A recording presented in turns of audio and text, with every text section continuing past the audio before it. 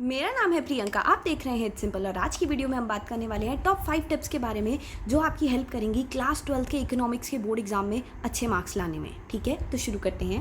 Tip number 1, बहुत बार ऐसा होता है बोर्ड एग्जाम देते हुए बच्चों ने मोस्टली आंसर्स अटेम्प्ट कर लिए होते हैं और उसके बाद कुछ ऐसे क्वेश्चंस होते हैं जो उन्हें बिल्कुल नहीं आते, उन्हें बिल्कुल आइडिया ही नहीं होता कि उनमें क्या लिखना है। तो वो क्या करते हैं, पेपर को ऐसे ही छोड़ के खाली बैठ जाते हैं और डेस्क पे पेन और पेंसिल के साथ खेल रहे होते हैं। ये हरकत मत करो। ये जो टाइम तुम्हें मिला है बहुत ज़्यादा प्रीशियस है, इस टाइम की कीमत को समझो। अगर कुछ नहीं भी आता ना तुम्हें एग्जाम में, तो कोशिश करो अपनी लैंग्वेज में बना के लिखने की, कोशिश करो खुद से कुछ लिखने की।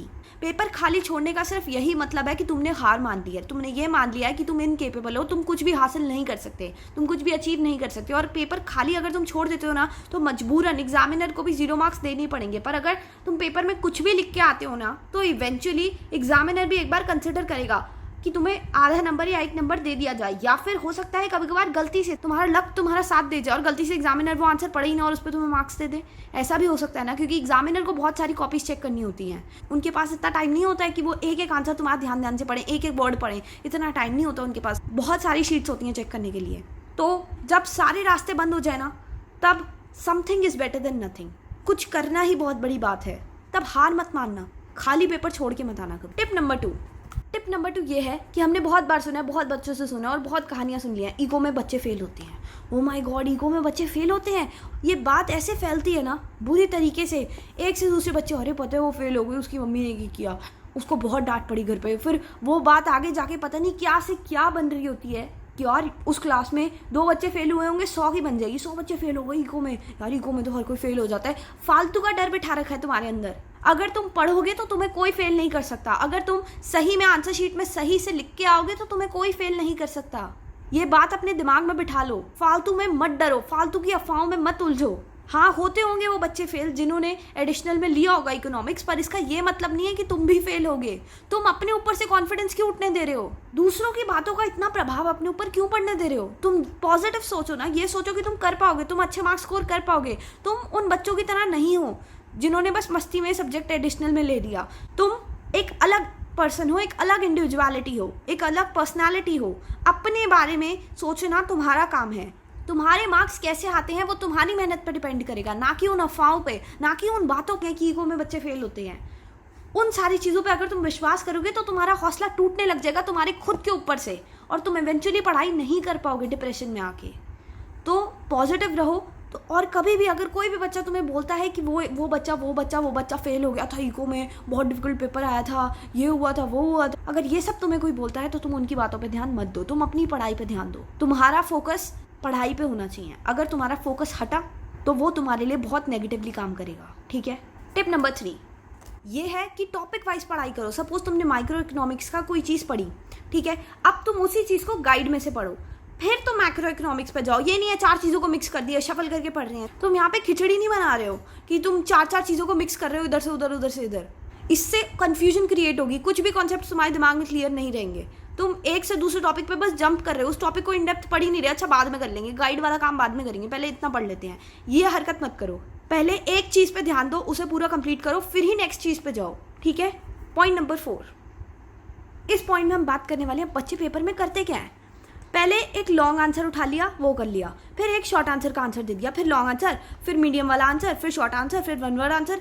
कर क्या रहे हो ये चीज़? इससे ये ऐसी हरकत करने से, ये उल्टा पुल्टा पैटर्न डिसाइड करने से कि पहले तुम आंसर नंबर 8 दे रहे हो, फिर तुम फर्स्ट का आंसर लिख रहे हो, फिर तुम 5th का आंसर लिख रहे हो, ऐसे करने से टीचर को ज़्यादा टाइम लगेगा तुम्हारा पेपर चेक करने में। और इवेंचुअली ज़्यादा टाइम का मतलब यहाँ पर ये है कि वो तुम्हारे पेपर को और ध्यान से चेक करेंगे। तुम्हें पता होगा तुम्हारी आंसर शीट में ही, बोर्ड की जो आंसर शीट होती है, कॉलम बना रखे होते हैं कि क्वेश्चन नंबर 1 के इतने मार्क्स, क्वेश्चन नंबर 2 के, 3 के, 4 के, 5 के एंड सो ऑन। अब तुम्हारी ये हरकत करने से कि पहले तुम क्वेश्चन अटेम्प्ट कर रहे हो 9th वाला, फिर तुम फर्स्ट क्वेश्चन पे आ रहे हो, फिर तुम शॉर्ट आंसर, फिर लॉन्ग आंसर, ये हरकत करने से टीचर भी बहुत ज़्यादा कंफ्यूज हो जाएंगे। टीचर्स को अक्सर क्या होता है, रटे होते हैं मार्क्स। फर्स्ट क्वेश्चन इतने मार्क्स है, सेकंड क्वेश्चन इतने मार्क्स है, थर्ड क्वेश्चन इतने मार्क्स है, उन्हें रटा होता है। और मोस्टली बच्चे इसी पैटर्न को फॉलो करते हैं क्योंकि बच्चों ने अक्सर पढ़ाई कर रखी होती है। वो तुम एक्सेप्शन हो जिसने अभी तक पढ़ाई करी नहीं है, मोस्टली बच्चों ने कर रखी होती है।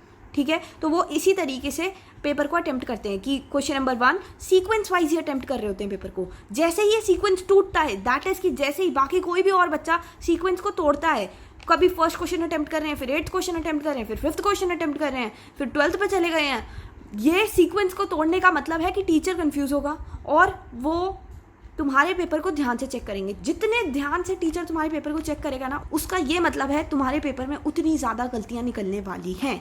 तो ये तुम्हारे ऊपर है कि तुम्हारे मार्क्स किस तरीके से आते हैं। प्रेजेंटेशन नाम की भी एक चीज़ होती है, सीक्वेंस को फॉलो करने की कोशिश करो, इधर से उधर जंप मत करो जब तुम बोर्ड का आंसर दे रहे हो। तो अब कुछ कहेंगे कि हमने फर्स्ट टू फोर्थ क्वेश्चन कर लिए हैं, हमें फिफ्थ क्वेश्चन नहीं आता, अब फिफ्थ क्वेश्चन को लास्ट में कर लेंगे, अब यहाँ पे सिक्स्थ क्वेश्चन कर देते हैं। नहीं, फिफ्थ क्वेश्चन की जगह छोड़ दो, बाकी सारी चीज़ें कर लो, और फिर जैसे ही तुम्हारे बाकी सारे क्वेश्चन कंप्लीट हो जाएं, उसी फिफ्थ क्वेश्चन के पेज पे आके वो वाला क्वेश्चन कंप्लीट कर लो। अगर तुम्हें नहीं भी आता तो अपने वर्ड्स में बना के लिख दो, राइट।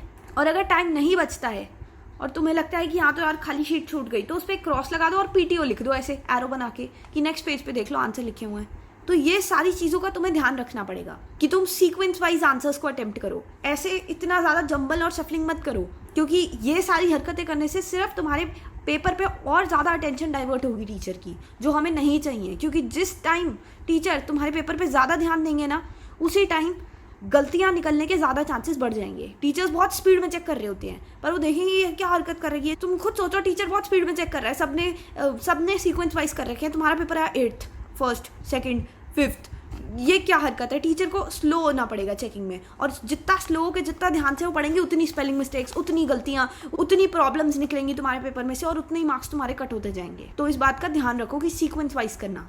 पॉइंट नंबर 5, बहुत बच्चे ऐसे करते हैं, उन्हें पता है क्लास में या ट्यूशन में कोई ऐसा टॉपिक होने वाला है जो बहुत डिफिकल्ट है, तो वो वेट करते रहते हैं बस, और वहाँ जाके पढ़ाई करते हैं। नहीं, अगर कोई ऐसा बहुत ज़्यादा डिफिकल्ट टॉपिक है जो तुम्हें पर्सनली लगता है कि तुम्हें समझने में थोड़ी दिक्कत होगी, घर से पहले पढ़ के जाओ।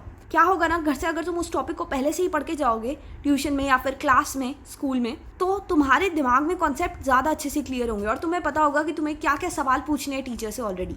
और जब तुम अपनी साइड से भी मेहनत करते हो ना, दैट इज कि जब तुम खुद से पहले उस चीज़ को पढ़ लेते हो जो टीचर तुम्हें पढ़ाने वाला है या पढ़ाने वाली है, व्हाटएवर इट इज, तो तुम देखना कि तुम्हारा कंसंट्रेशन लेवल बहुत ज़्यादा बढ़ जाता है। तुम बहुत ध्यान से चीज़ों को सुनने लगते हो, क्योंकि तुमने ऑलरेडी वो सारी चीज़ें पढ़ रखी होती हैं। तो तुम्हारे लिए एक रिवीजन क्लास टाइप की हो गई, और इस क्लास का ये फ़ायदा भी होता है कि तुम्हें समझ आने लग जाएंगी वो चीज़ें और ज़्यादा अच्छे से। और अगर कुछ ऐसे कॉन्सेप्ट्स होंगे जो तुमने गलत पढ़े होंगे, तो तुम्हें अपनी गलतियाँ पता लगने लग जाएंगी। तो इसीलिए किसी भी क्लास को अटेंड करने से पहले ये तुम्हारे लिए बहुत ज़्यादा ज़रूरी है कि अगर तुम्हें पता है कि उस क्लास में क्या पढ़ाई होने वाली है, तो वो ऑलरेडी पढ़ाई करके जाओ। अभी जितना भी टाइम बचा है ना, उसे यूटिलाइज करो। ये फ़र्क नहीं पड़ता कि तुमने कितना टाइम खो दिया, उसको भूल जाओ। अब पछताए होत क्या जब चिड़िया चुग गई खेत। जो टाइम जा चुका है उसको भूल जाओ, उसको दिमाग से निकाल दो। जो टाइम है उस पर फोकस करो। अभी तक जितनी भी गलतियां करी हैं कोई बात नहीं, अब गलतियां मत करना। अब उन गलतियों को सुधारने का समय आ गया है। अब सही से पढ़ाई करो, दिल लगा के पढ़ाई करो, ठीक है। तो ये वीडियो यहीं पे समाप्त होती है।